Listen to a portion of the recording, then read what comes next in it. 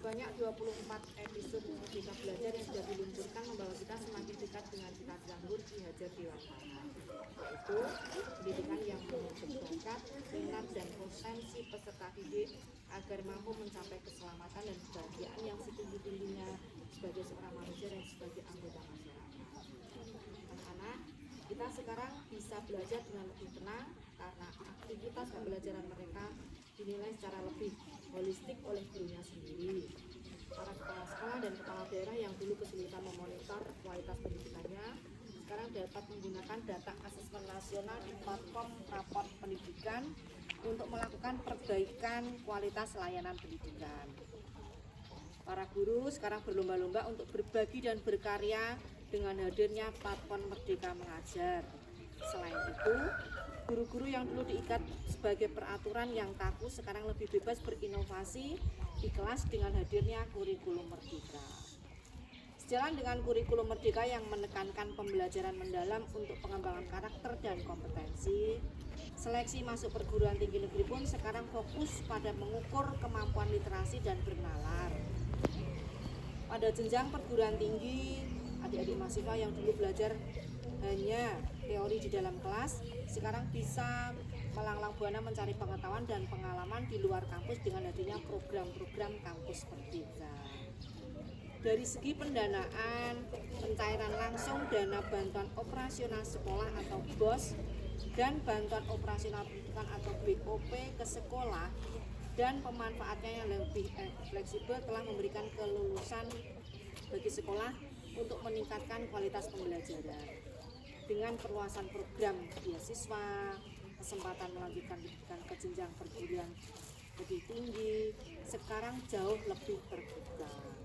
Dengan dukungan dana pendanaan untuk mendanai riset juga telah melahirkan begitu banyak inovasi yang bermula dari kolaborasi. Selain itu, mekanisme dana Indonesia yang fleksibel dapat memadai gagasan-gagasan kreatif para seniman dan pelaku budaya sehingga mampu menghasilkan karya-karya hebat yang mendukung kemajuan perbudayaan. Saudara-saudariku, mari kita ingat bahwa bersama-sama kita telah membuat sejarah baru dengan gerakan Merdeka Belajar. Transformasi yang masif sudah sepatutnya dirayakan dengan penuh syukur dan semarak karena semuanya adalah hasil kerja keras dan kerjasama kita. Hari Pendidikan Nasional tahun ini adalah waktu yang tepat bagi kita semua untuk merefleksikan kembali setiap tantangan yang sudah dihadapi, juga setiap jengkal langkah berani yang sudah diambil. Dengan merefleksikan hal-hal yang telah kita lakukan sepanjang 3 tahun terakhir, kita dapat merancang perjalanan kita ke depan guna memastikan keberlangsungan dan keberlanjutan gerakan Merdeka Belajar. Layar yang sudah kita bentangkan jangan sampai terlipat lagi. Kita semua, para pendidik dan tenaga kependidikan, seniman, pelaku budaya, peserta didik penjuru Nusantara adalah kapten dari kapal besar yang bernama Indonesia. Perjalanan harus kita lanjutkan, perjuangan mesti kita teruskan agar semua anak bangsa merasakan kemerdekaan yang sebenar-benarnya dalam belajar dan bercita-cita. Oleh karena itu, mari kita semarakkan hari ini dengan semangat untuk meneruskan perwujudan Merdeka Belajar, mendidik generasi pelajar Pancasila yang cerdas berkarakter, membawa Indonesia melompat ke masa depan dengan pendidikan yang memerdekakan.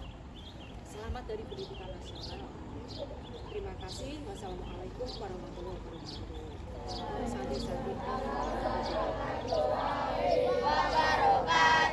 Jakarta, 2 Mei 2023, Menteri Pendidikan, Kebudayaan dan Teknologi, Nadiem Anwar Mata.